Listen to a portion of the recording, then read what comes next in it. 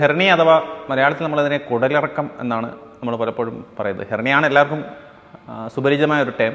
Hernia എന്ന് വെച്ച് കഴിഞ്ഞാൽ നമ്മുടെ ഉദരഭിത്തിയിൽ, അതായത് നമ്മുടെ അബ്ഡമിനൽ വോളിൽ എവിടെയെങ്കിലും ഒരു ചെറിയ ഒരു ബലക്ഷയം ഉണ്ടാകുന്നു. ആ ബലക്ഷയം മൂലം അവിടെ ചെറിയൊരു ഹോൾ ഡെവലപ്പ് ചെയ്യുന്നു. അതിലൂടെ ഉദരത്തിനകത്തെ അല്ലെങ്കിൽ വയറിനകത്തെ കൊഴുപ്പോ അല്ലെങ്കിൽ നമ്മുടെ ഇൻറ്റസ്റ്റൈൻ, അതായത് കുടലോ പുറത്തേക്ക് തള്ളി വരുന്ന അവസ്ഥയാണ് നമ്മൾ ഹെർണിയ എന്ന് പറയുന്നത്. ഇതിന് ഏറ്റവും സിമ്പിളായിട്ട് നമുക്ക് താരതമ്യം ചെയ്യാൻ അല്ലെങ്കിൽ കമ്പയർ ചെയ്യാൻ പറ്റുന്നത് നമ്മുടെ നമ്മുടെ വണ്ടികളുടെയൊക്കെ ടയർ പങ്ക്ചറാകുമ്പോൾ എങ്ങനെയാണോ അതേപോലെ തന്നെയാണ് ഈ ഹെർണിയ എന്ന് പറയുന്നത്. ചെറിയൊരു ഹോൾ ഡെവലപ്പ് ചെയ്യുന്നു. അതിനകത്തൂടെ നമുക്ക് ഈ പറഞ്ഞ ഇൻറ്റസ്റ്റൈനോട് അനുബന്ധമായിട്ടുള്ള ഒമൻറ്റം അല്ലെങ്കിൽ അതുപോലുള്ള കൊഴുപ്പ് പുറത്തേക്ക് വരുന്നു. പ്രധാനമായിട്ടുള്ള ഹെർണിയ എന്ന് പറയുന്നത് നമ്മുടെ ഇടുപ്പിൻ്റെ ഭാഗത്തുണ്ടാകുന്ന ഹെർണിയാണ്. അതിനെ ഇൻഗ്വൈനൽ ഹെർണിയ എന്ന് പറയുന്നു. അതിനുശേഷം നമ്മളൊരു മുറിവ്, പണ്ട് എന്തെങ്കിലും ഒരു വയറിനൊരു സർജറി ചെയ്തിട്ടുണ്ട്, ആ സർജറി ചെയ്ത ഭാഗത്തു കൂടി ഒരു ഹെർണിയ ഉണ്ട്. അതായത് ആ സർജറി കഴിഞ്ഞ് ആ മുറിവ് ഉണങ്ങുന്നത് പൂർണ്ണമായും ഹെൽത്തി ആയിട്ടല്ല എന്നുണ്ടെങ്കിൽ ചിലപ്പോൾ അവിടെ ചെറിയ ബലക്ഷയങ്ങൾ, വീക്ക്നെസ് ഡെവലപ്പ് ചെയ്ത് അതിലൂടെ ഹെർണിയ ഉണ്ടാകുന്നു. അതിനെ ഇൻസിഷൻ ഹെർണിയ എന്ന് പറയുന്നു.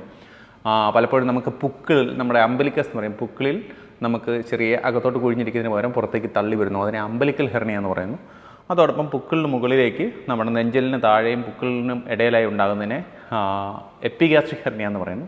പിന്നെ ലംബാർ ഹെർണിയ, പല ഹെർണിയാസ് ഉണ്ട്. ഈവൻ നമ്മുടെ ഈസോഫേഗസ് മുകളിലേക്ക് മൈഗ്രേറ്റ് ചെയ്യുന്ന ഹയാറ്റസ് ഹെർണിയ തൊട്ട് പല തരത്തിലുള്ള ഹെർണിയാസ് ഉണ്ട്. ഈ ഹെർണിയ എന്ന് പറയുമ്പോൾ എല്ലാവർക്കും തോന്നുന്നതാണ്, പലപ്പോഴും പല രോഗികളും വരുമ്പോൾ ചോദിക്കുന്ന ചോദ്യമുണ്ട്, സാർ ഇത് മരുന്നിൽ മാറുമോ? ഹെർണിയ മരുന്നിൽ മാറുമോ എന്ന് ചോദിക്കുന്നത് ഞാനത് തന്നെയാണ് മുമ്പ് പറഞ്ഞ എക്സാമ്പിൾ. അതായത് നമ്മുടെ ഒരു ടയറിന് ഒരു പങ്ക്ചർ ഉണ്ടായാൽ ആ പങ്ക്ചർ നമ്മൾ ഒട്ടിക്കണം എന്ന് പറഞ്ഞ പോലെ തന്നെ നമ്മുടെ ഉദരഭിത്തിയിൽ ഒരു ചെറിയ ഹോളുണ്ട്. ആ ഹോള് നമ്മൾ ഒരു നെറ്റ് മെഷ് എന്നാണ് അതിൻ്റെ സയൻറ്റിഫിക് ടേം. നെറ്റ് പോലെ, നമ്മുടെ വല പോലേക്കൊരു പോളിപ്രൊപ്പിലിൻ കൊണ്ട് ഉപയോഗിച്ചിരുന്ന മെറ്റീരിയൽ കൊണ്ടുള്ള ഒരു മെഷാണ്. ആ മെഷ് വെച്ച് നമ്മൾ റിപ്പയർ ചെയ്യും. അതായത് ആ ഹോൾ നമ്മൾ സീൽ ചെയ്യും. അതിനെ നമുക്ക് ഓപ്പണായിട്ടും ചെയ്യാം, ലാപ്രോസ്കോപ്പിക് അഥവാ കീ ഹോളായിട്ടും ചെയ്യാം. രണ്ട് രീതിയിലും ഹെർണിയ നമുക്ക് റിപ്പയർ ചെയ്യാവുന്നതാണ്. പിന്നെ വേറൊരു സംശയം, ഈ മുതിർന്നവർക്ക് മാത്രമേ ഉള്ളൂ ഹെർണിയ ഉണ്ടാവുകയുള്ളൂ? അല്ല, കുട്ടികളിലും കാണും. കുട്ടികൾ കൂടുതലും കാണുന്നത് ഈ പറയുന്ന ഇൻഗ്വൈനൽ ഹെർണിയ ആയിരിക്കും. കാരണം നമുക്ക് ഈ ഇടുപ്പിൻ്റെ ഭാഗത്തുള്ള ഹെർണിയ ആയിരിക്കും, അല്ലെങ്കിൽ പുക്കിളിലുള്ള ഹെർണിയ ആയിരിക്കും. കുട്ടികളിലെ ഇപ്പോൾ പുക്കിളിലെ ഹെർണിയ ഒക്കെ നമുക്ക് ഉടനെ ഒരു എമർജൻസി ആയിട്ടോ അല്ല ഉടനെ തന്നെ റിപ്പയർ ചെയ്യേണ്ട ആവശ്യമൊന്നുമില്ല. പക്ഷേ ഒരു മുതിർന്ന ഒരാളിലുള്ള ഹെർണിയ എന്ന് പറയുന്നത് നമുക്ക് സാധാരണഗതിയിൽ നമുക്ക് മരുന്നുകൾ കൊണ്ടോ അല്ലെങ്കിൽ വേറൊരു തരത്തിലുള്ള കൺസർവേറ്റീവ് ഒരു മെത്തേഡ് കൊണ്ട് നമുക്ക് മാറ്റാൻ സാധിക്കില്ല. അത് നമുക്ക് റിപ്പയർ ചെയ്യും. അത് സർജറി തന്നെയാണ് അതിൻ്റെ പ്രതിവിധി. പുരുഷന്മാരിലാണ് ഇപ്പോൾ ഇൻഗ്വൈനൽ ഹെർണിയ ഏറ്റവും കോമൺ ആയിട്ട് കാണുന്നത് പുരുഷന്മാരിലാണ്. പക്ഷേ സ്ത്രീകളിലും ഇൻഗ്വൈനൽ ഹെർണിയ, അതായത് ഇടുപ്പിൻ്റെ ഭാഗത്തുണ്ടാകുന്ന ഹെർണിയ പുരുഷന്മാരിലാണ് വളരെ കോമൺ ആയിട്ട് കാണുന്നത്.